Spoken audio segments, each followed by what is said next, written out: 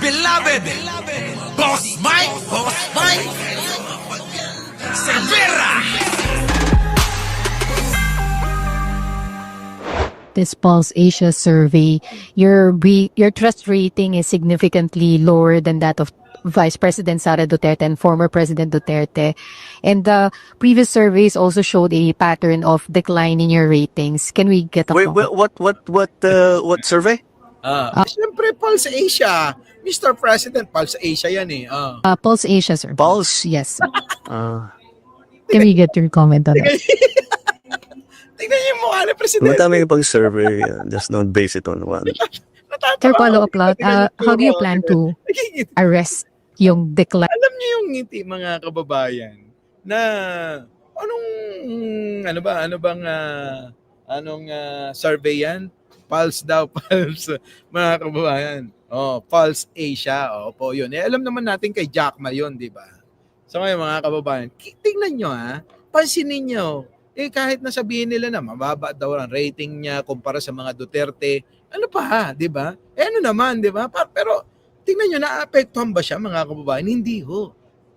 Medyo, yung bang parang baliwala lang sa kanya yung mga ganyang mga banat eh. Ito, panoorin nyo na lang ho ng buo. Ito ulit.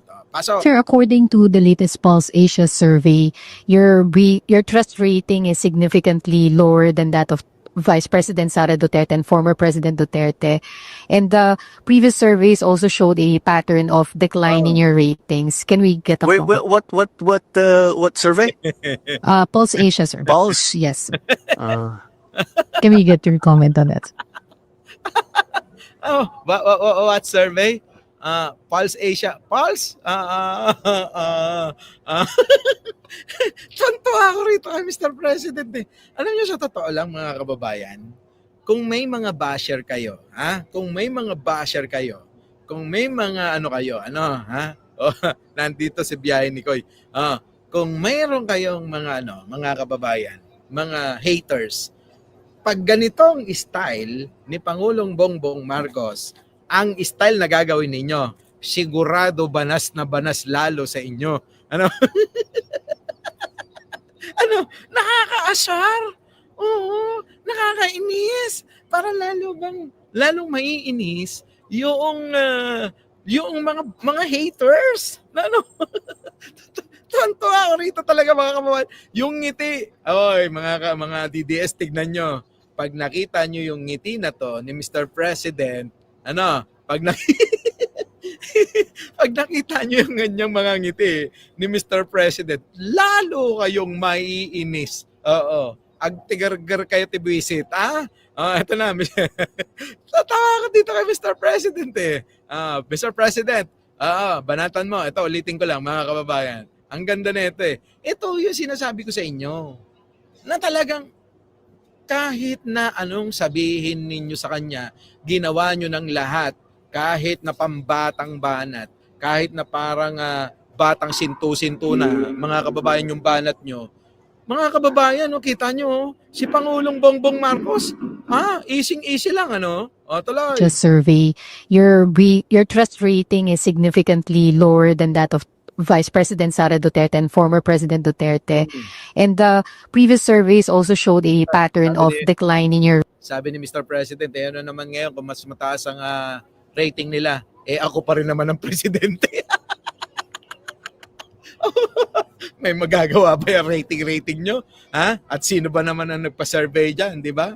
Walang magagawa yan. Kaya alam nyo, mga kababayan, wala na. Presidente pa rin siya. Tuloy. ratings. Can we get a wait, comment? what survey? Pulse Asia, sir. Pulse? Yes. Uh, Can we get your comment on that? Ano yung itsura? What survey? Pulse? Tuntua ako dito sa reaction nito. Tapos ngingiti ng ganyan, mga kababayan. Ngingitian lang ng ganyan. Nakakainis! Oo! Ay nako, mga kababayan, magalit na kayo, mainis na kayo sa iba. Huwag lang sa ganitong klaseng tao, mga kababayan. Kasi lalo kayo maiinis, lalo. Tingnan niyo yung tsura. Dito. Ayan, dito. Yan. Can we get your Yung facial expression, yung facial expression, mga kababayan, iba. Tapos ngingitian ka lang. Oh. Comment on that. Madami yung pag-survey. Just Natatuwa ako rito kay Mr. President. Hindi ako nakaget over dyan nung pinapanood ko. Ito na, tuloy. don't base it on one. For follow-up lot, how do you plan to arrest yung decline in your surveys? Well, again, Okay, let's look at other surveys before we yan. act. Totoo naman, mga kababayan. Abay, tumingin kayo sa ibang surveys. Hindi lang ho dyan sa mga pulse at saka meron pa isa, mga kababayan. Yung bang pag-aari ng malaki mata na pumuputok yung muka, mga kababayan. 'Di ba?